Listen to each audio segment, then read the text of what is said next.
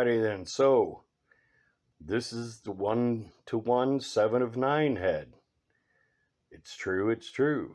This is still a work in progress, but I wanted to show a little update real quick. Obviously, I've got a couple of places that I need to putty. I've got to do some more sanding, masking, and painting. What I've done so far, I shot everything with primer, sanded a couple of times, masked the eyes off. I have them painted white, masked the eyes off, shot it with a flesh tone, then masked again and shot it with silver to bring out her implant. What I'm going to do next is I'm going to go and do some more sanding, and everywhere where there's a little ridge or a high spot or a low spot, I'm going to sand that out. Then I'm going to mask it off, hit it with some 3M spot putty, let it dry, sand again, remask, and shoot with the flesh tone again until I get it to where I'm happy with it so I can move forward. After that, I'm probably going to do a base coat on the hair, and I'm going to try different colors on the lips to try to get them to match 7 of 9. There you go. And here is the upper portion of Admiral Quirk. The communicator top broke off. I'm going to have to fix that. I've recently shot this with 2 coats of primer. I'm going to let it fully cure, sand it, putty some areas, move forward with that. I purposely took the insignia off of here. I'm going to chrome that up in gold chrome. I'm going to do all the insignia parts exactly to the Wrath of Khan dress uniform or standard uniform. And that I'm going to have to do the other half, the lower half, later. I've got to wrap this up for today. So that's where that is right now. More to come. And here is the turntable that I recently picked up from a thrift store cheap. This was a TV stand, but I got it even though it was junk for next to nothing because I wanted this turntable mechanism. I recently bought some MDF to replace this cheap press board. So I'm going to use as I said, the mechanism underneath to create a turntable to display my models online. Do a full 360 with this, show every aspect, top, bottom, front, side, etc. There you go. Okay, and here is the top antenna portion of the 1-to-1 scale Studio Accurate Nomad. Yes, it's true. I've been building accurate nomads for 12 years. 1-to-1, 1/6, 1/25th, half scale, third scale, whatever you want. I've got the accurate files because I worked with more than one person to produce the 3D files. And I did my research 12 years ago. Went through thousands of screen captures, used photogrammetry, trigonometry, and geometry to get every part 100% accurate. It's true. Sit back up there.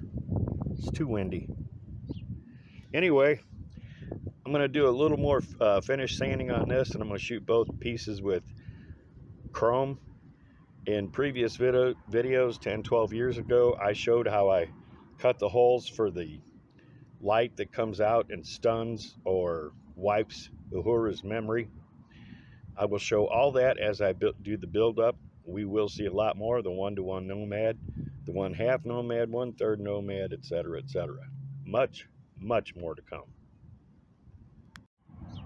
Okay, and here is a quick look at the upper body of the 5th Element taxi, which you can see the faceting and the print lines are disappearing. A little bit of work at a time, just a little bit at a time. And this will be smooth, smooth, smooth, as I showed in the previous video on the Fallout 4 helmet. Hey, this is the base for the Preserver obelisk from Paradise Syndrome. Is that right? I don't know. I could be wrong. But I think it is. I think it was Paradise Syndrome. Anyway, it's printed in white PLA. I'm getting ready to shoot it with primer, and then the 3 sliding platforms, and then I'm going to shoot the obelisk itself, set everything up and display it and show you what the whole thing looks like. This is scaled to 1/25th scale, 1/24th scale, and there will be a small Spock studying the nomenclature on the sides of the obelisk. And there it is. The 3 plates that shift, well, one at least shifts. This main plate shifts. This is the one Quirk falls into, turns into Quirk, loses his memory, blah, blah, blah. Here it is, all in primer gray. Get in close to the, can't see it for the sun. Let me turn it around. It's got the words on, or the nomenclature. Fabrini, I guess.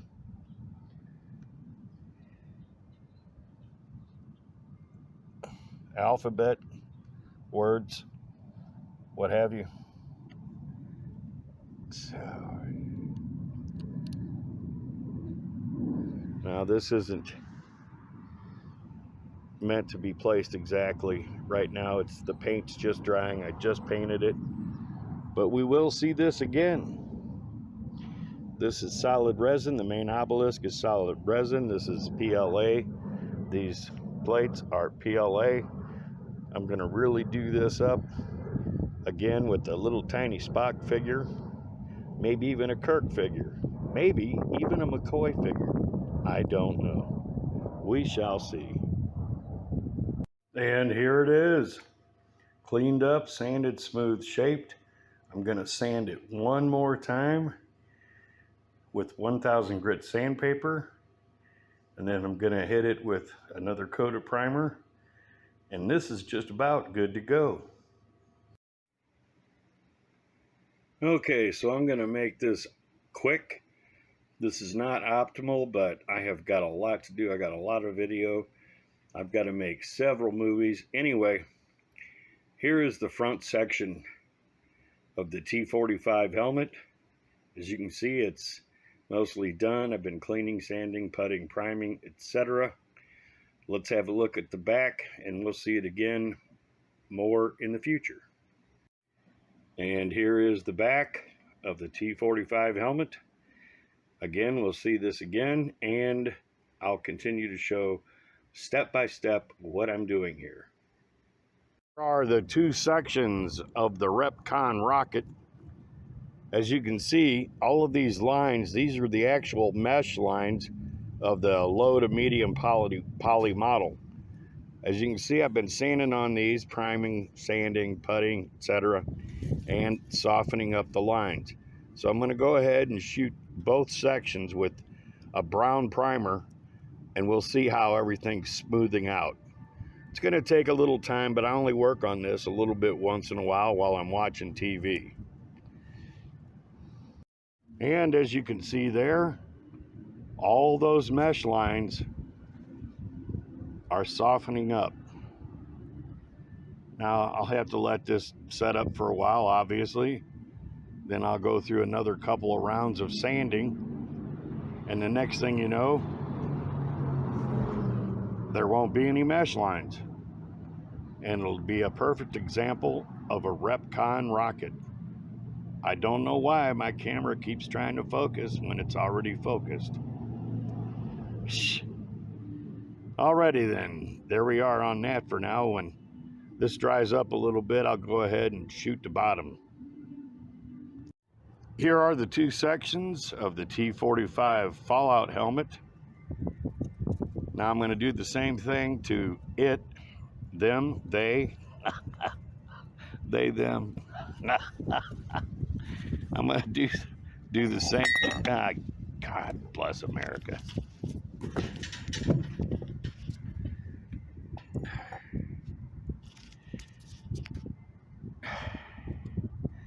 Okay, so I'm going to do the same thing to them, the two parts of the T-45 helmet. We'll have a look at it when they're done. Now, these aren't done by any means. This is part of a process. Once I get one area smoothed out, I'll work on the next rough area, and so on until it comes time to pull the two parts together, super glue them, and make it a whole. Now, when I get this done, I'm probably, at least I plan on, painting it a high gloss chrome, like it's a brand new helmet right out of the factory. All right, so here's the classic advanced power armor helmet. I was working on it last week and a squall came up and I tossed it into the van. And I got to working on other stuff and it got hotter than the hubs of Hades in there. And I had a little crack here I had to fill up. So I'm gonna go ahead and shoot it with primer and we'll have a look at it after that. I've got some really very fine flaws I'm gonna have to sand. I dropped it here.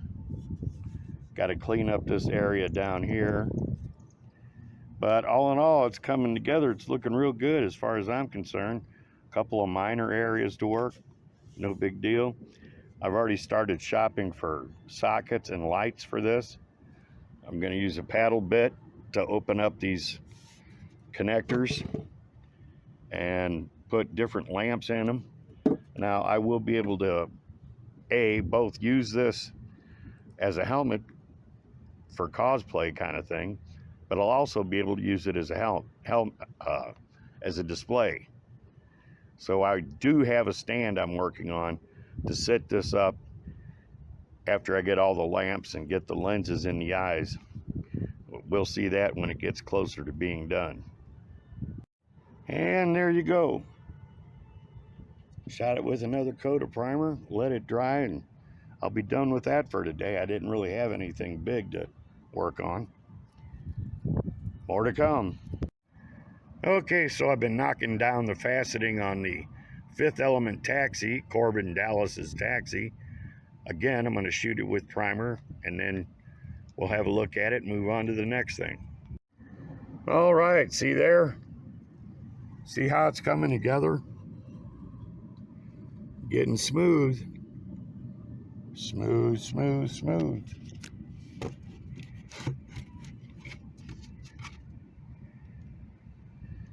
A little bit of work at a time. Easy peasy. Anybody can do it. It's not rocket science.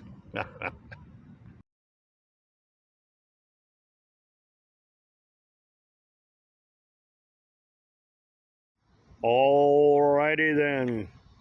Here we have the 1/24 scale Fifth Element taxi, Corbin Dallas's Fifth Element taxi.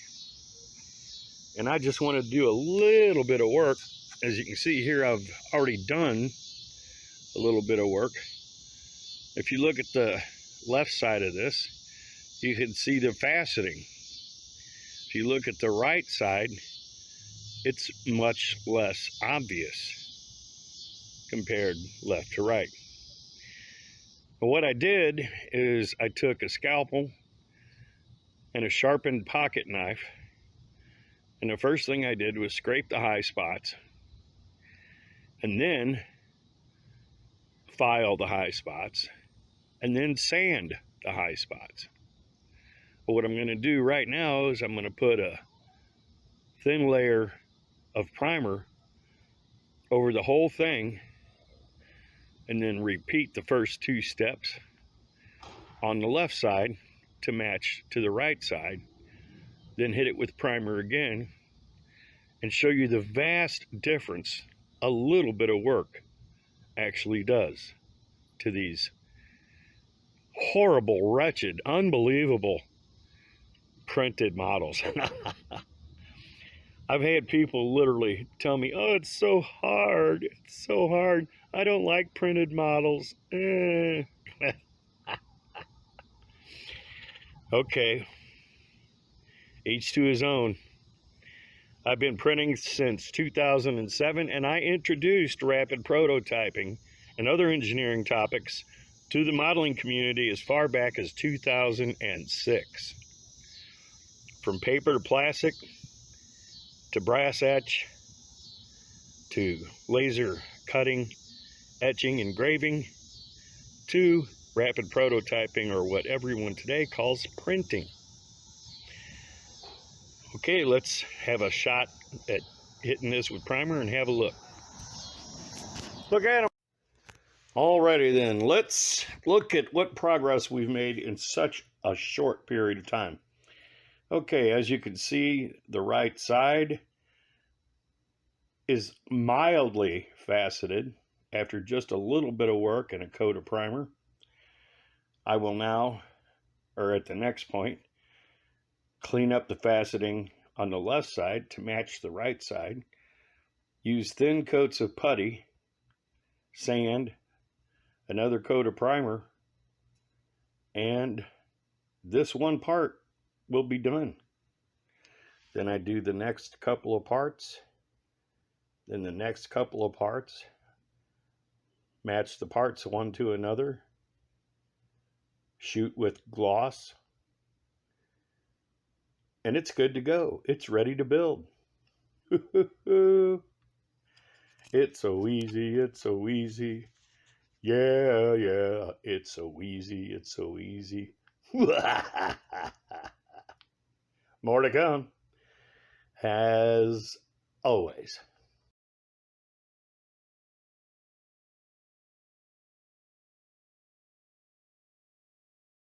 Alrighty then, so I've been doing some preliminary light blocking on the Reliant and masking, but I wanted to show some of the detail. Now, as you saw earlier, a light coat of primer does a pretty good job of getting rid of all these really fine print lines. But I wanted to black this out and show you that the details are indeed here. Now I'm going to have to come up with something to cover or mask the inside of the impulse engines. Then I'm going to finish opaquing this with the Sharpie. Then I'm going to finish masking this side, etc. Mask the inside of these impulse engines. Then I'm going to shoot everything with primer, flat black, and then another coat of primer to light block it.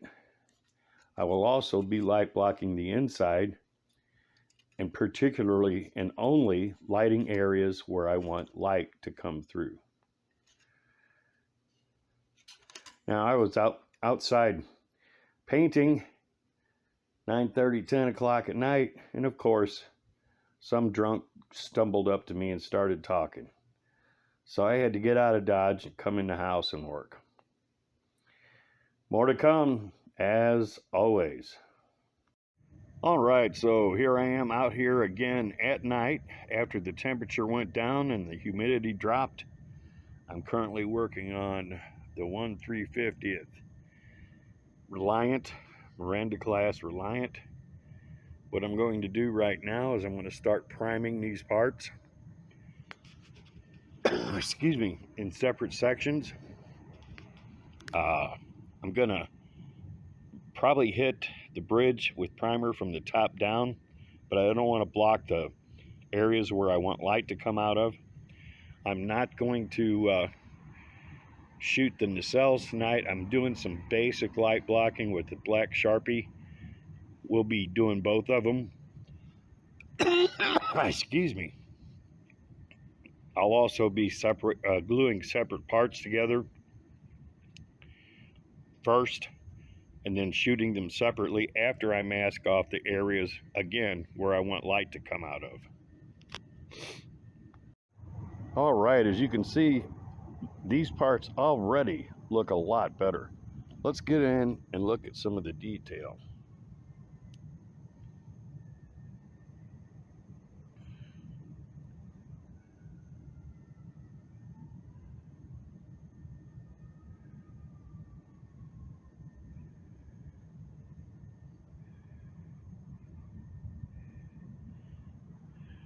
windows. These will all be drilled out.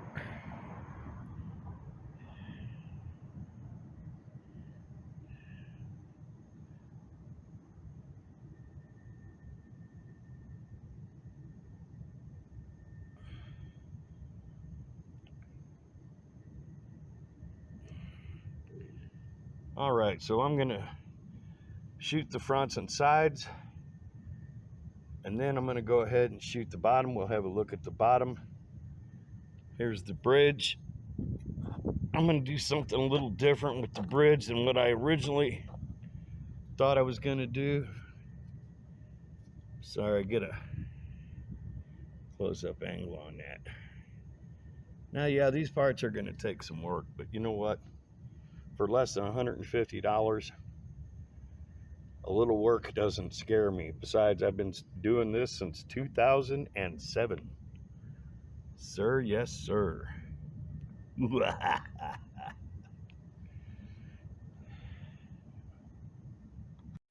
Okay, and here's the Nuka-Cola girl.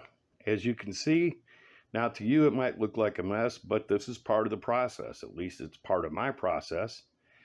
What I've done here is I've painted some key areas flat white, basically the whole thing, then flat black on the legs, red so far on the thirst zapper, and what I'll do is I'll mask all of that off and shoot all of this from this forward and back down with gloss black, and then I'll go over the details on this body. I've sanded, cut, scrape to get rid of all of the little lips from when the parts are printed and to blend them together.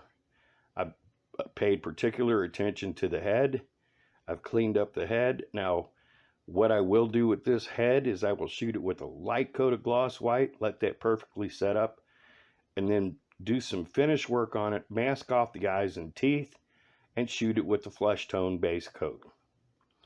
Anyway, so that's where the 1/3 scale Nuka-Cola girl is at this point. Actually, she's a little bigger than 1/3 scale. I don't know if I got off track with the printer, scaled it wrong, I don't know. But I'm liking it the way it is, and I have an Art Deco style nude Nuka-Cola girl, same pose, same model, printing right now.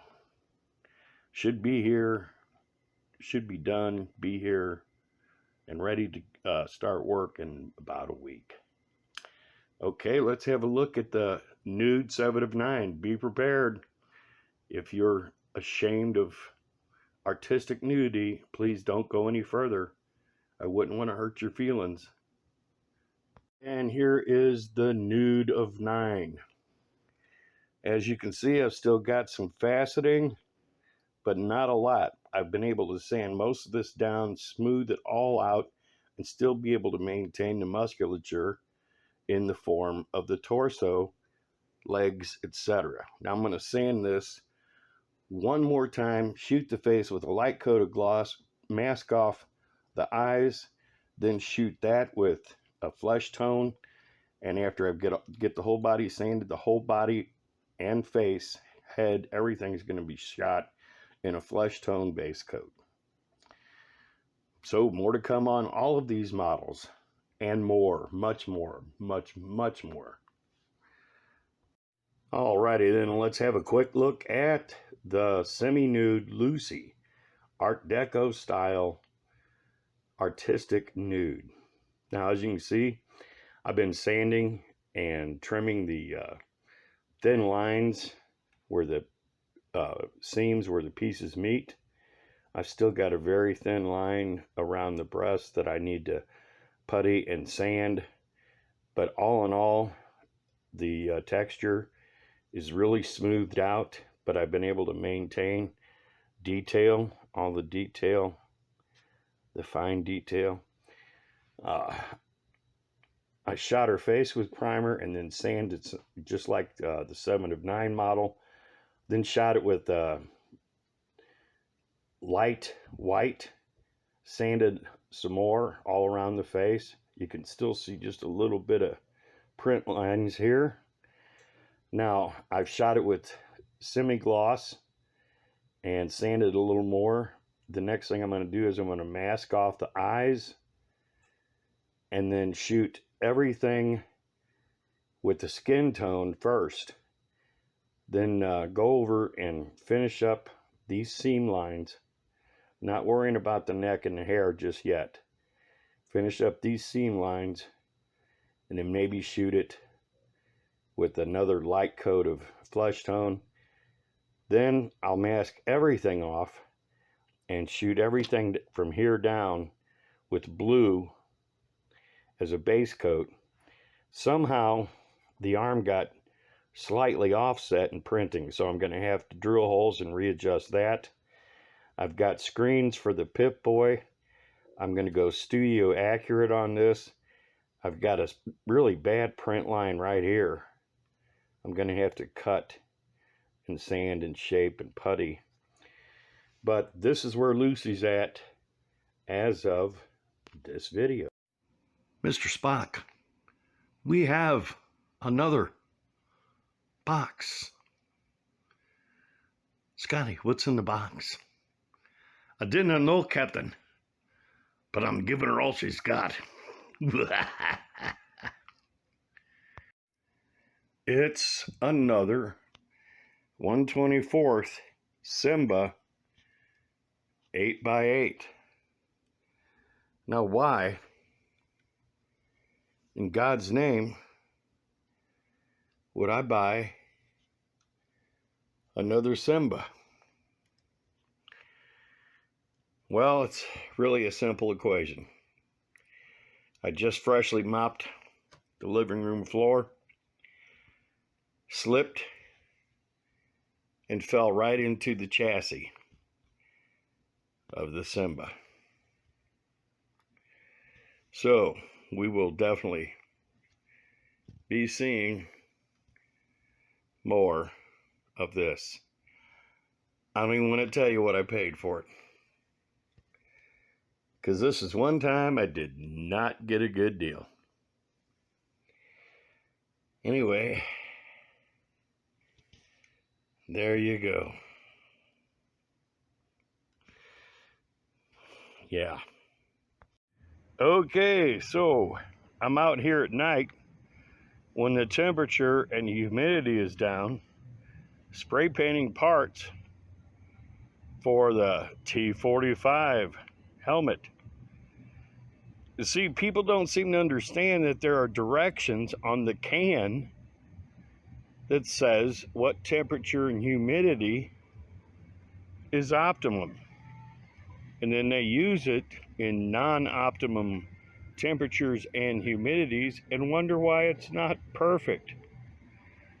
But see, I know better because I'm a professional. A real professional.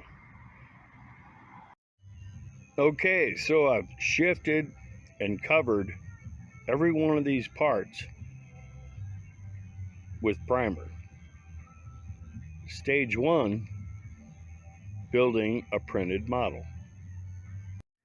This is the 1/48 scale SR-71A Blackbird, and it's freaking massive.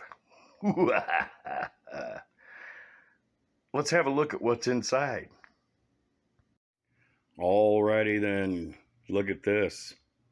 Oh my, so massive. And one of the many things I love about the Revell kits, full color, extremely detailed instructions, unlike Schmobius models and Polar POS Aurora with those simple one-page black and white cheap directions with mistakes and errors and bad fitting parts. Revell has always been top of the line for me. Revell and Bandai, Tamiya. Why can't Americans produce these quality of kits? This quality of kit? I don't know. Who's on first? I don't know. Third base. All right. Let's take the top part of this stuff off, remove this box cover sleeve interior frame support, which you also don't see in the large scale PLPOS kits. You got the flimsy box with the PLPOS kits. Anyway, let's have a look at these magnificent Revell decals. All the markings you would need for two or so different versions. I'm going to do something totally different with this than make the actual Blackbird. I will be using these Skunk Works decals. Won't be using the U.S. Air Force / Air Corps, Air Navy flight decals. I will use the console decals for reference, but I'm going to try to paint them by hand. Anyway, so there are the decals, and we got clear parts. Now, I'll be honest with you, I'm not going to try to do a completely thorough nitpicking review of the kit. I just want you to know that I've looked through every one of these bags.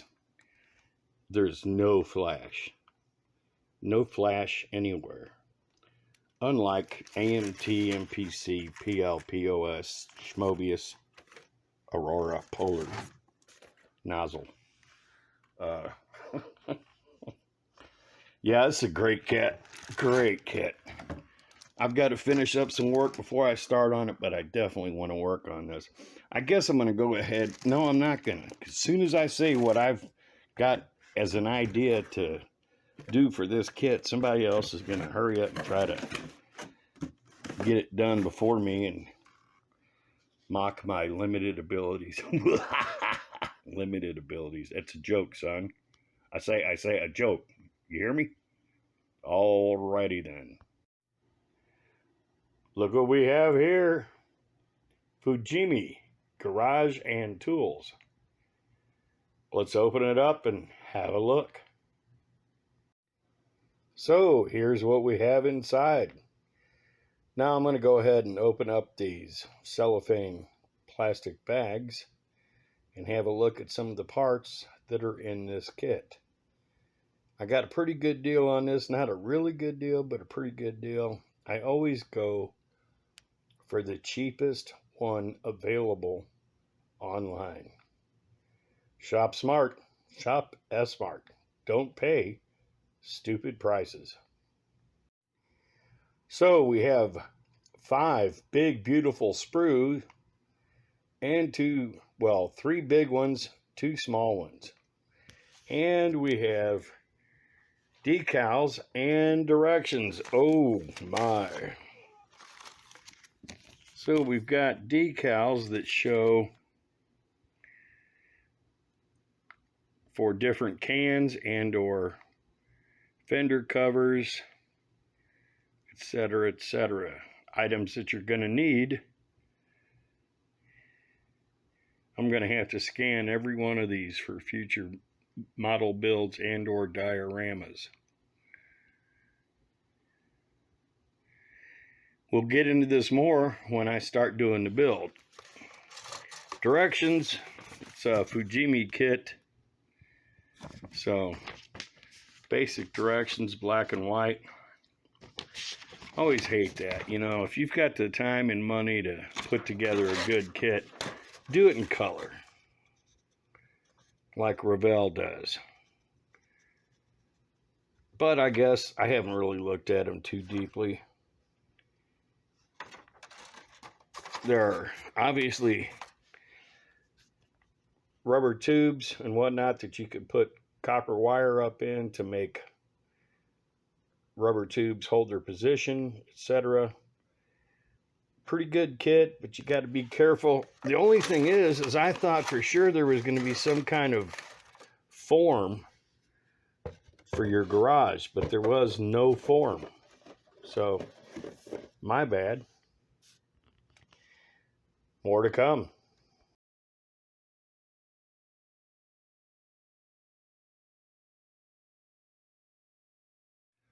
Alrighty then, fresh off the printer. Now, this is, and it looks like it looks like a mess, don't it?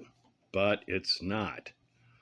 This is a recently printed 3D resin cherry picker, an engine hoist in 1/24th scale, 1/25th scale for automotive model kits. Now I'm going to show you briefly how to get rid of all this lattice work, and then I'm going to do just that and show you what it looks like cleaned up.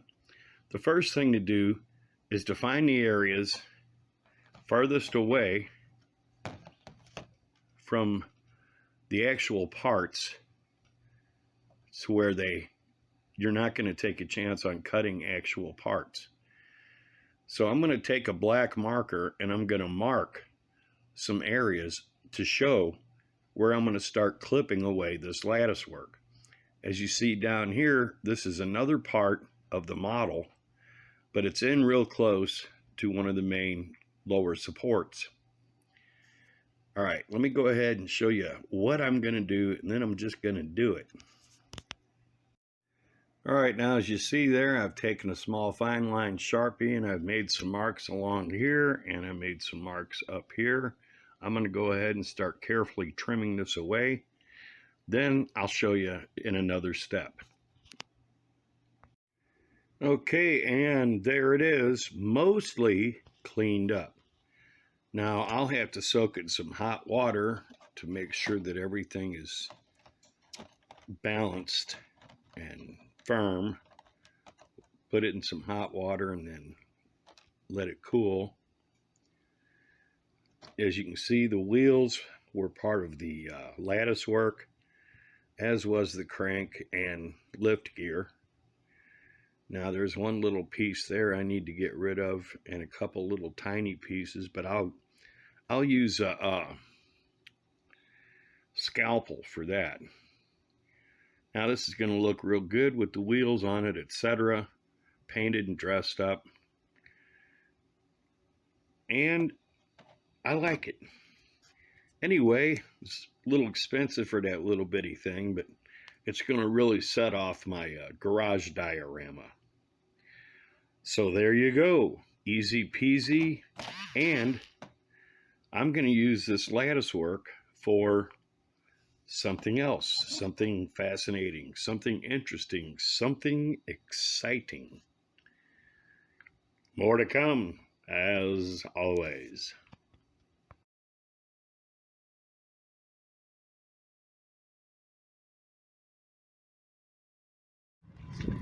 Alrighty then, this is a printed 58 Chevy Apache model kit. Well, it's part of a model kit. First of all, this is pure laziness. If you intend on printing models to sell, come on. First thing, this could have been cut in half, sliced in the software right here, printed in 2 parts, and it would have saved a ton of all of this support material and lattice work. This is just stupid and wasteful. Sorry, I don't know how else to say it. That's a lot of material to waste. Jeez Louise. I can't run my resin printer right now because it keeps setting off the fire alarm. I got a pretty good deal on this, but this is just laziness. Now the first thing I'm going to do is I'm going to remove all this lattice material, and then we'll have another quick look. What a nightmare. What a waste. I mean, really. Alright, so the cab is narrower than this 58. This is a 55 in yellow. This is a 58 in gray resin. 58 Chevy Apache. Now the thing is this has got dual headlights up front. That may be part of it. And the cab does kind of fit in there. I'm going to have to shim it up to make it a tight fit. Have to make adjustments. I don't remember these left and right fenders having this long of a stretch. So that's the 3D model. I actually had two of these. I bought two for $800.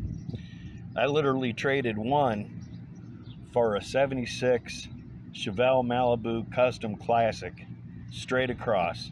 Sold the Malibu 6 months later for $2,000 and sold the other body for $400. So I made out like a bandit. Anyway, so this is workable. But God, what a bunch of waste. And why he didn't slice this cab away from the bed, I'll never know. Okay, so more to come another day. Alrighty then, so the model is free from its prison, and in some aspects it's a really well done model, and in other aspects it totally is not. It's going to take a lot of cleanup, and there's still resin goo because it wasn't properly cleaned. You see, there are 3 stations. If you do resin prints right, there are 3 stations. There's your production station, your curing station, and your washing station. This guy obviously is just in a hurry to get stuff done and doesn't care about quality work. If you look at this whole pile of resin here, this is all the substrate and lattice work that supported that.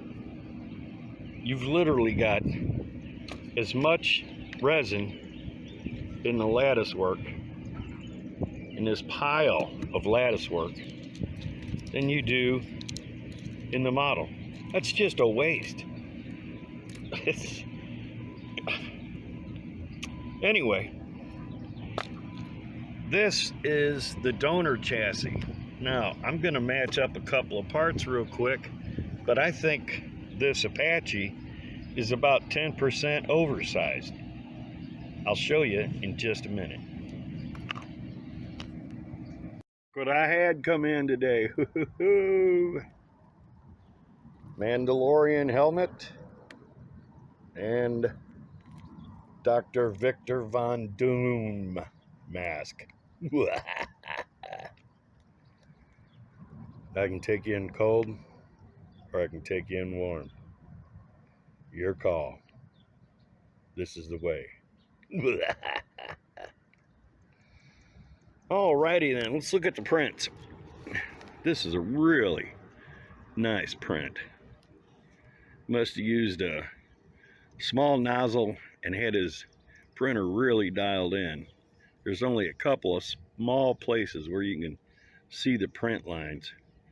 Smooth, smooth, baby, smooth. This one, not so much. Same guy, must have been a different printer because it is kind of raggedy, but I can fix that. I'm getting ready to start phase 1 by shooting it with primer. There you go. Alrighty then, here we have the wacky razors and a couple of other assorted items. Okay, you can see Dick Dastardly's rocket car and part of Penelope Pitstop's pink pussycat. And I've got a brand new one I'm going to show you here in a minute. As I said in a previous movie, I was working on this pink pussycat, and little did I know, the windshield fell to the floor, and when I got up, I stepped right on it. Beautiful, huh? So what I'm going to do is I'm going to build 2 pink pussycats with 2 different options for my friend Matt's wife to pick from. How do you like that? Okay, over here you see Penelope Pitstop, Dick Dastardly, and Muttley, all paint primed and with a base coat, ready to get sprayed once again, the proper colors and or hand painted, etc. You got the engine from my custom Zinger I'm working on. Got some hot rod rims on truck tires for a truck I'm building. And you got a Ford engine for a Model T that I need to mask and paint blue. So I've got These are the 8 exhausts that go on the back of the rocket car here.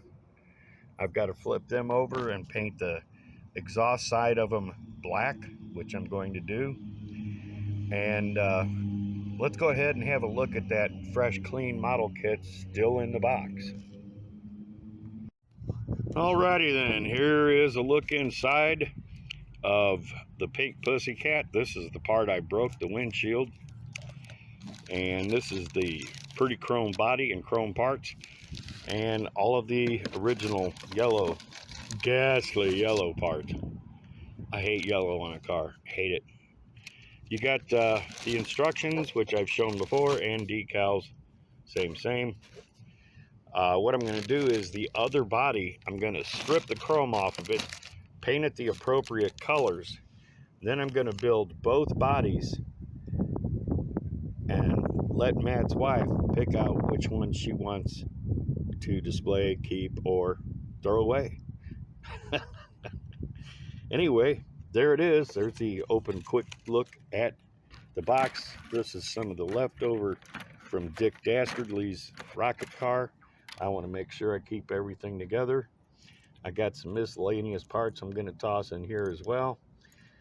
And then I'm going to wrap this up for today, lay the parts out to paint, and be ready to make more progress tomorrow. So there we are, the Wacky Racers.